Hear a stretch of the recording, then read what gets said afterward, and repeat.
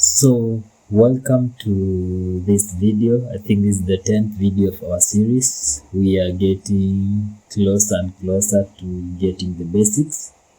And if we look at our small scope right here, remember that we should have a link to this scope in the description. We've basically done the character movement for the player, the inputs. We haven't touched the AI, so I'll be touching a little bits on this and on the UI. So the combat system will be mostly like the last part of this entire base classes. So today I'm going to touch a bit on UI, and if we look at our character, you can see, I think there's a bit of some things that are a bit off, and we want to correct them. So I think his kind of like his waist is outside. So we select our character, the shortcut to open a blueprint. It's selecting it and hitting Control then E. It opens up your blueprint, and when you go to the viewport, we can see his waist, also like his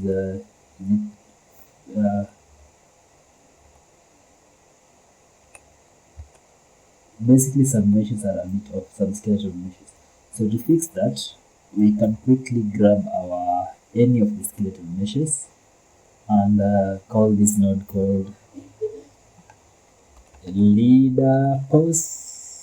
So it's set leader pose component, and we are going to take our mesh, which is like the one that we are attached, the one that all these meshes are attached to. And after this, get all these other meshes, skeleton meshes, remember, and put them in this target.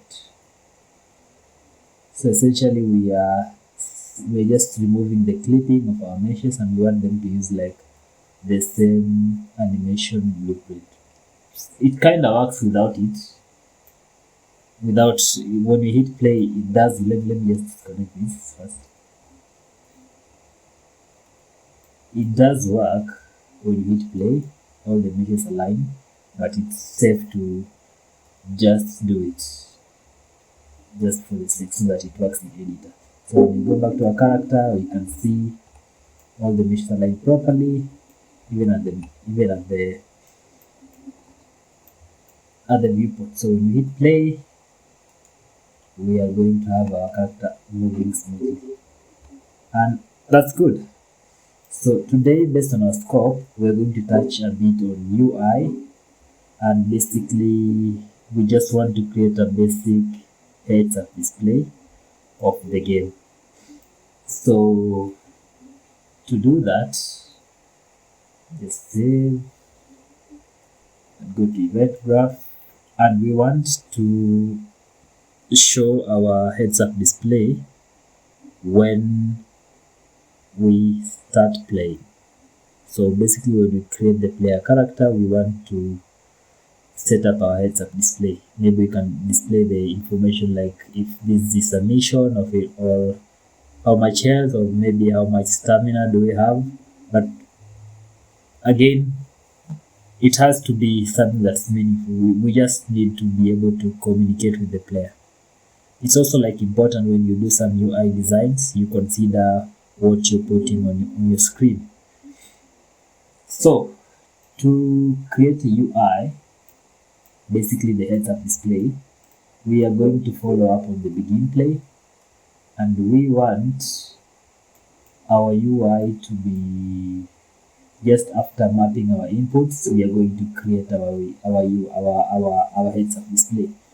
So to do that, we drag the execution pin and call create widget,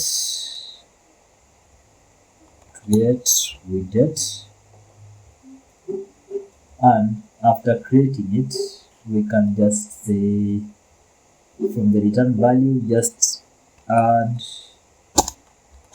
to viewport, which is great. So basically, you're saying create our HUD heads up display and then add it to the viewport.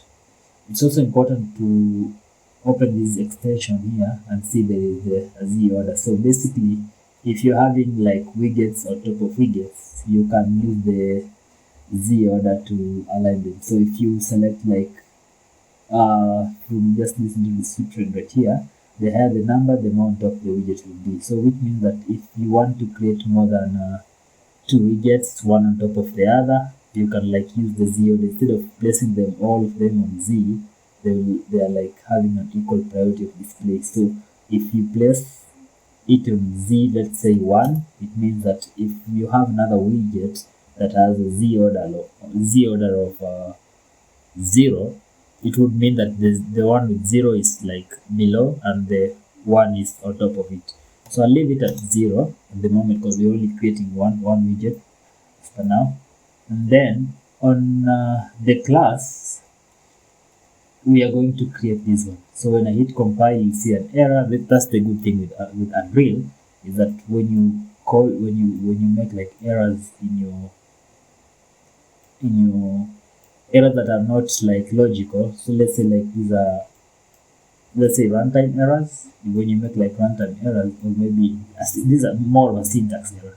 When you make a syntax error, it does help you knowing where the problem is. So I'll quickly go back to our blueprints and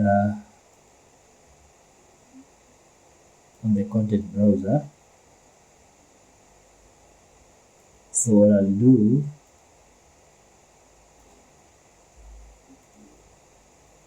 let's bring this up, and I'll add another folder named UI,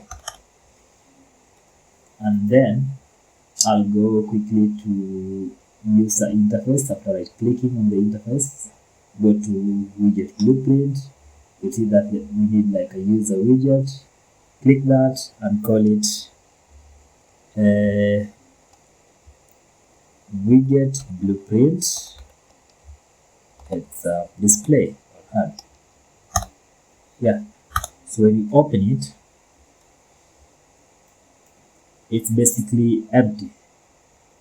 So there's multiple ways of doing this. Remember, if once we do that, we can go back to our player and click this arrow button right here, or search it, widget blueprint, and select that.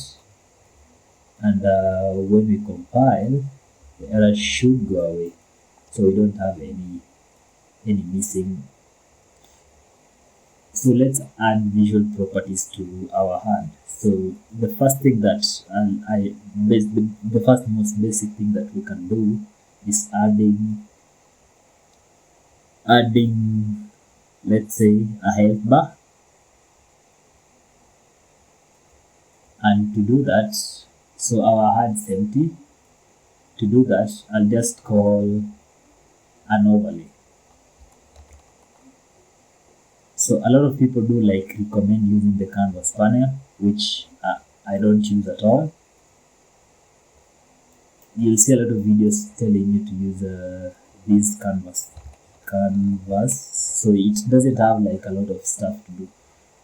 I mean, you can pretty much drag everything along, and they may stretch sometimes. You might be having a little some problem with aligning your widgets in your HUD, or maybe in any UI widget that you're creating. So after that, we are going to add a progress bar.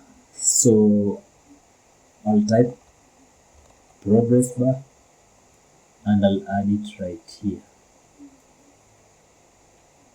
So you'll notice that I can't decide the size of the progress bar, but what I can do is I can add in a size box. After adding it, we can just drag the progress bar inside the let's first confirm that I can't edit the property of the progress bar. I can't decide how much it's stretched unless I go to the transform and do this scaling, which is essentially not the best way of doing it. So what you do is drag your progress bar into your size box, and when you select your size box, you can see you can do the override, how you want your progress bar to be. So essentially what a lot of games do, they place their health bar right, like bottom left, or maybe top up, or maybe the other side. So we are going to add our progress bar right at the bottom and the bottom left. I think that would be a great position. So we go to the alignment. On the vertical alignment, drop it the bottom, and the horizontal alignment, that is perfect. And we are going now to stretch our size box, just making sure it fits. So it can be as small as that, and height override, so let's 160, and then we can do like maybe a 20, which is not bad. You also notice that our progress bar is not fully like doesn't have the alignment, the proper alignment. And to do that, we can hit this fill horizontally, and we can also fill vertically. So anytime we change the width of the height of the size box, it changes the height of the progress bar. So I'll keep the height at 10, and I'll compile. And remember, we already added this to our player blueprint, so we can close our player blueprint. We don't need to make any change for now. And when we hit play, you can see our progress bar is right at the bottom.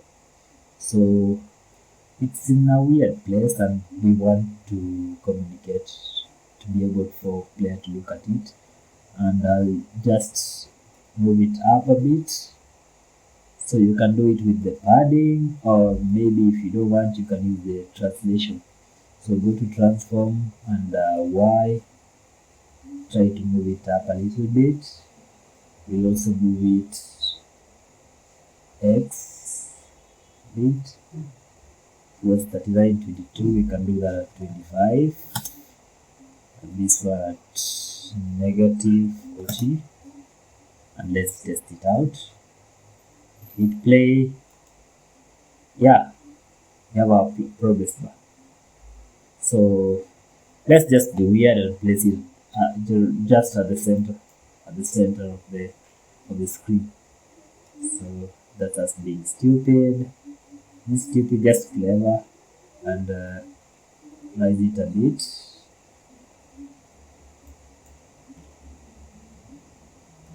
Up to negative 60, and then on the width we can like increase it a bit up until there.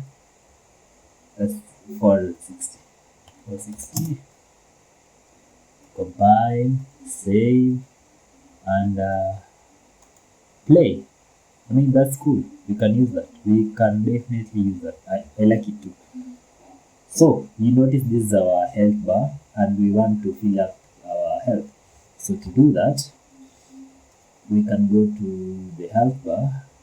This is our progress bar. We can rename it to be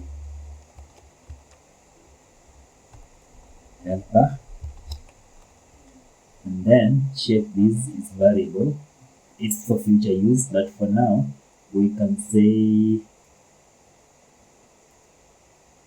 we can go on the appearance, so the under style, not appearance, background color.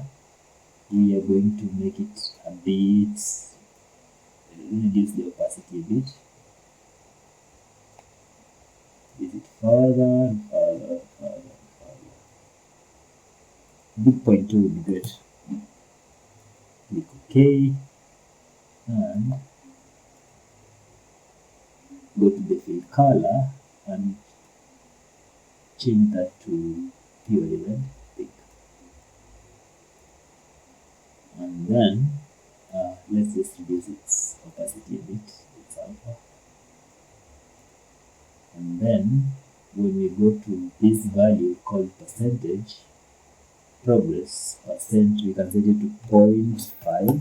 So you basically say let our health be at 0.5, and when we hit play we can see this is our progress bar with almost 50% fill, which is great. So I'll also do some editing on it. Just be creative and do a lot of tons of editing. I'm not a good artist, but at the same time it does have to look good. So I'll do that, or maybe we can go with blue. I mean, why not blue? Goodbye. Again, yours doesn't have to be like mine. Place it pretty much anywhere you want, and also share with me some screenshots of the stuff that you're doing. Yeah, so we've got our health bar ready, and we basically want to add our first variable to our character. So you've also noticed how careful I am with variables. I don't like creating variables that, especially booleans, that you're only going to use them at only a specific time, or maybe once, maybe in your entire game. So I'm very careful, and I'm always trying to avoid creating unnecessary variables in my projects. But for this one, just for demonstration purposes, I might as well do a variable, just add a variable, and I'll call it help, and then I'll limit it will be float, and then I'll check under the category and go to the details, and I'll call it vitals, just to categorize stuff. I mean, it's you can categorize it under any category that you like. So that's our health, and we basically setting a value of let's say maybe 1.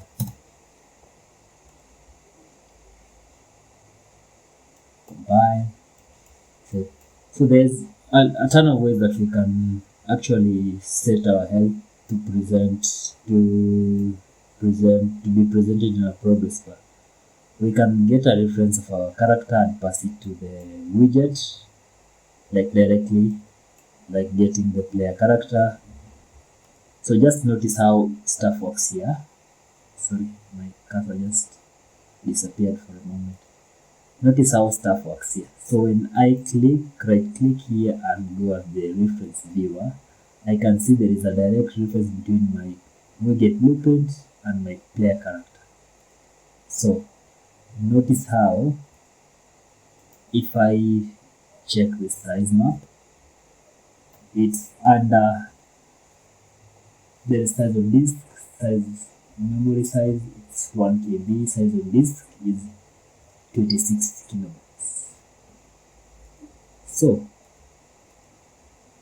just notice how just adding the player character to this widget does to its size map. So I'll quickly let's go and do a binding. Again, we are here to learn, we are not perfect, so don't go ahead and do just go ahead and make mistakes. Sorry, that was not meant to be there. So you can say remove binding, and we want to go the percent and create binding, and under here we can get player character, and also do a cast to BPC player, and just by adding this cast and compiling and getting our health, get health,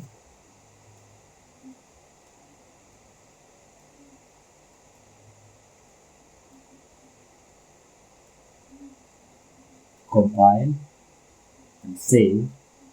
So when you go to our widget blueprint and look at our size map, you just notice it's now big, 114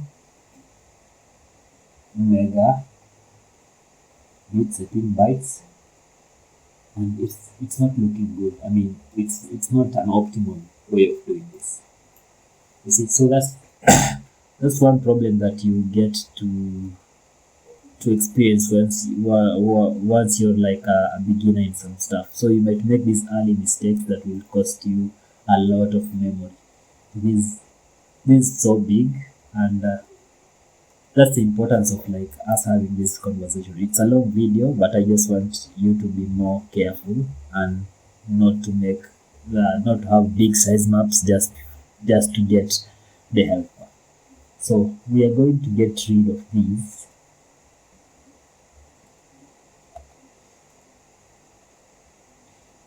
Also notice when I call on the player and look at the size map, you can see it's around 114. That was the size map of our widget blueprint because it has a reference for a player. So you'll notice we have a lot of most of these are art assets. We won't have like a problem. Okay, we might have a problem with them, but right now we're not having a problem with them because we don't want to keep like 114 megabits on the character and again on just a simple widget because they're referencing each other. So we might have like a true size map between the two. We might have like around 200 already. So let's go back and undo our nonsense. Go back to the designer, percent, remove binding, and compile. So save it, and when we go back to our size map, we should be having a lesser size map. Yeah, so that's just one trick. Always care about your size maps. You don't need to do like a lot of stuff in one blueprint. And so what we're going to do, since we already have a reference in here, we don't need another reference here. So the trick to do this is basically setting our health bar when we need it. Basically that means that if we are low in health, we are going to set the value of our progress bar or our health bar when it's important, not every time just binding it. So to do that, I'll create an event. So I'll move this on the side and comment on this like our inputs, and then you can show the bubble. So it's very important to comment on your code. So when this graph becomes bigger with a lot of wires, you won't have problems locating your code or where you did something. So I'll go ahead and promote this widget to a variable, and we say this is our HUD. Again, there are so many ways of doing this, of creating widgets. We can create with the controller, but I just want us to put it over here. So we can promote it to variable and make sure that once we have our reference,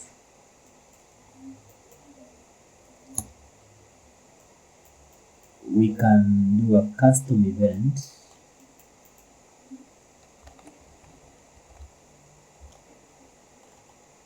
and call it update health bar.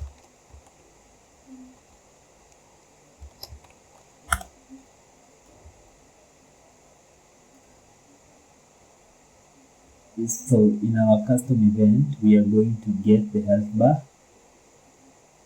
and get no, it's get the HUD heads up display, then get health bar and we can say set percent, and from here we can add an input straight to our update health bar, and let's say new health.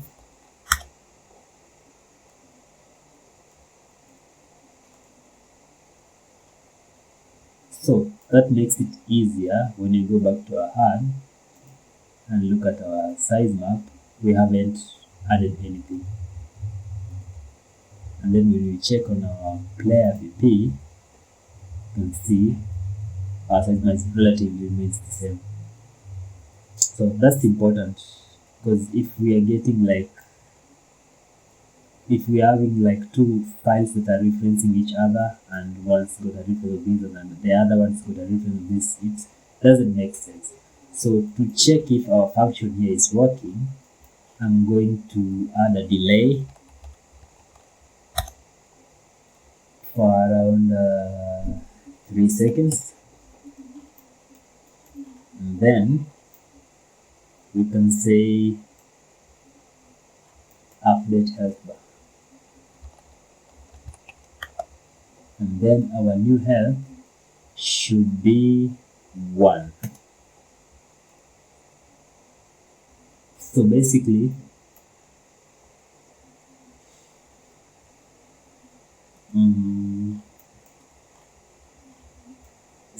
we are doing a visual update of our health.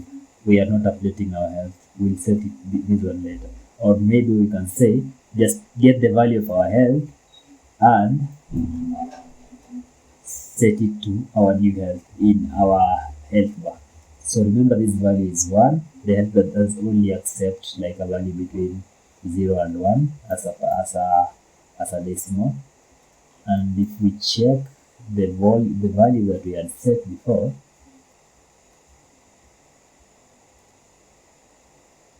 it was 0.5. Someone reduced that to 0.2 and compile.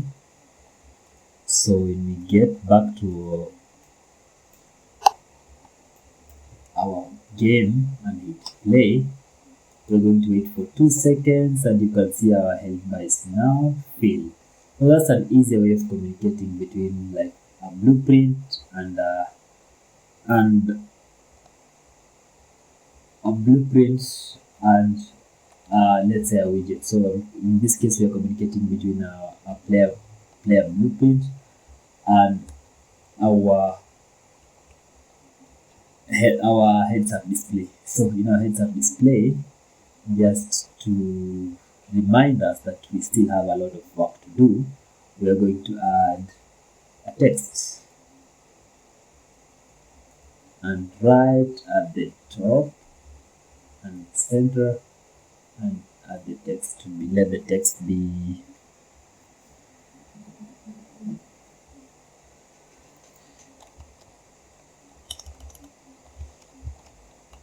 this is HUD. Yeah, so that just reminds us that we've added a heads up display, and we need to work on it and make it cool. So for today, we basically learned how to do a communication between blueprints and widgets and blueprint too. So let's say maybe a character just communicating between 2 different blueprints of different categories, and essentially avoiding high size maps. So I want to see what you guys do, or if you follow it, just make sure you subscribe. So I'll set my progress bar right there. So make sure you subscribe, and I'll see you in the next one.